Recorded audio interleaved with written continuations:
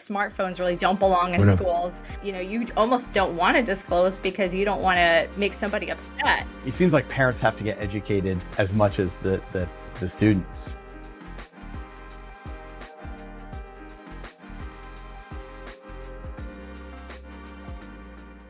Yes, I saw an interesting article the other day. I believe it was in the New York Times, and it was precisely about this. There was an educator, and I forget where it was, but they're basically banning their students from using artificial intelligence and AI, and they're even forcing them to use the traditional old-style blue books for doing tests because they don't want them to do anything else. They want them to actually sit and write.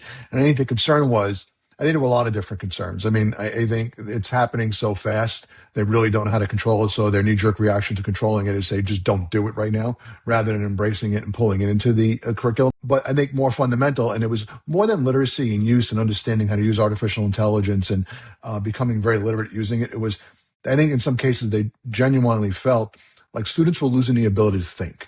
Like those real hardcore critical thinking skills, which come up through a classics-based education or even a STEM-based education, to question what you see, ask the right questions, things that you learn from literature, things that you learn from, other types of learning, that they were no longer getting that. And that was a big fear. And they wanted to basically instill those skills back into their students to get the most out of, I think, AI. Absolutely. And it reminds me of what we were talking about earlier with AI and applying to the disciplines. And I think for the purposes of ensuring that students do have those critical thinking skills, I don't think that the old school methods are a bad idea to install, if that makes sense.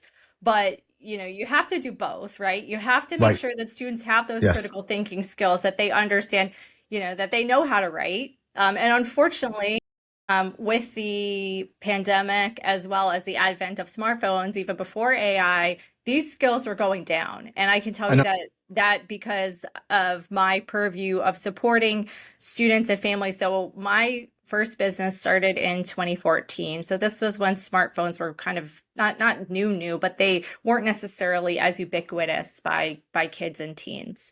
And as time went on, it became very clear to me that the students were losing. I mean, they weren't the same students, but as a whole, they were losing maturity. They were losing those critical thinking skills. They were losing that ability to reflect. They were losing that ability to write. So unfortunately, this was already happening. So then when you have AI like a shortcut coming in, it's just too tempting for them not to use it because they haven't even developed these skills in the first place.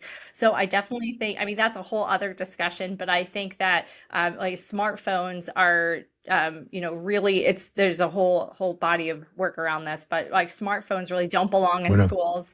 And it's only relatively recently that there's been a push to get them out of the schools because they are depleting student learning. I'm talking about K-12 specifically, but this could also apply to higher 100%. ed, right? So I think that the old school methods, in summary, are a good idea. And as long as you also are not just doing that to avoid AI, that you also have those AI building skills. You have to embrace it. Well, I think it has to be part of anything.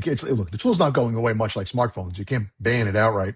I do think they need to be taught how to integrate it properly, like you had said, into the learning process, because it can be a force multiplier if done the right way, but not at the expense of core critical skills that are being lost for a whole slew of reasons. I just feel like the AI tools make it go faster. And I just have to jump in on the smartphone thing and say I'm proud to say that in New York State, where I'm a resident, we actually have, as of this school year, there's a statewide ban on smartphones in schools in K through 12. And it is remarkable the impact it's had already. In fact, I saw a headline this morning that said cafeterias are noisy again at school.